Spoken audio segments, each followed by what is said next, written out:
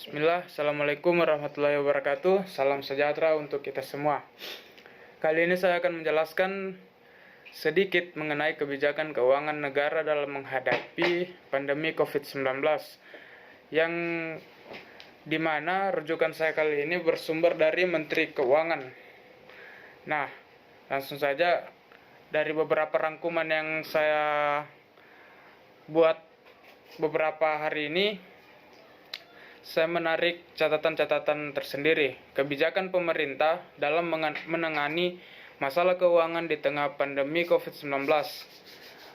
Pemerintah mengeluarkan anggaran yang bersumber dari APBN dan APBD. Banyak menuai masalah di hampir seluruh daerah. Salah satu penyebabnya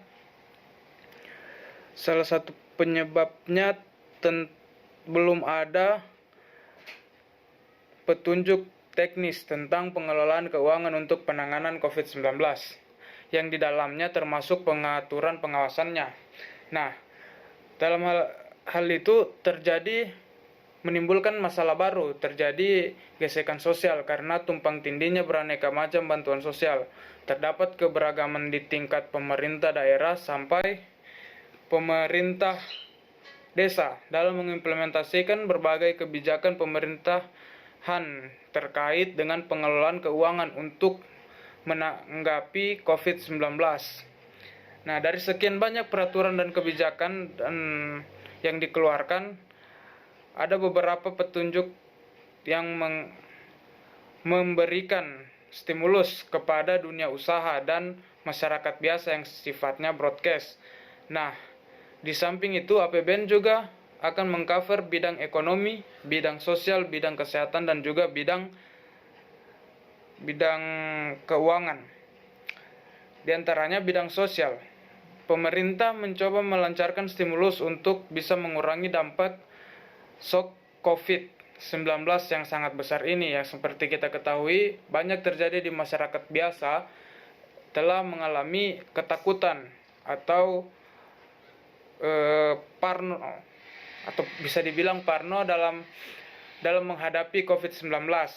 Nah, untuk di bidang ekonomi sendiri, APBN mencoba memberikan dana-dana stimulus kepada para dunia usaha.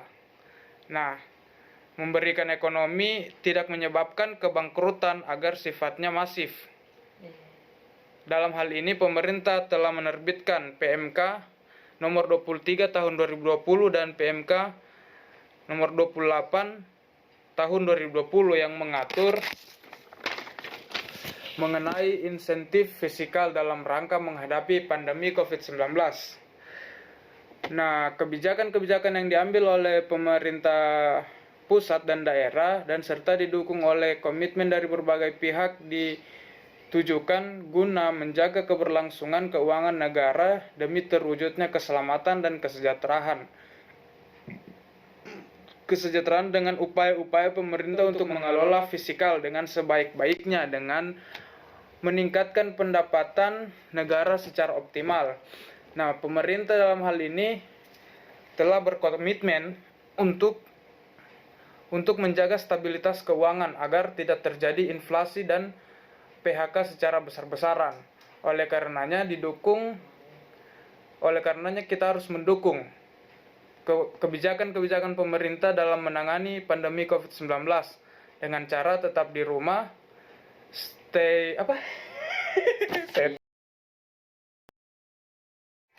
Suka duka saya di tengah pandemi COVID-19 ini, ya ada banyak sih. Pertama, yang dukanya pertama saya tidak bisa berkumpul dengan teman-teman. Yang kedua, banyak sektor perekonomian lumpuh karena saya juga termasuk di bagian penyedia jasa. Nah, karena ada pandemi ini, orang jadi agak kurang keluar rumah. Nah, berakibat pada menurunnya omset penghasilan. Nah, dukanya yang lain, saya tidak bisa ketemu teman-teman di kampus, tidak bisa mendapatkan pelajaran-pelajaran secara maksimal, terkhusus untuk mata kuliah ini. Dan Saya juga rindu sama dosen-dosenku di kampus. Yang dosen-dosen idolaku termasuk Ibu Ros, kan. Kalau sukanya ya saya lebih banyak di rumah, lebih banyak kumpul dengan keluarga, dan lebih rajin menggiati hidup bersih. Mungkin itu saja. Mudah-mudahan lebih dan kurangnya Yunda bisa terima dan tetap jaga kesehatan. Billahi taufiq wal hidayah. Assalamualaikum warahmatullahi wabarakatuh.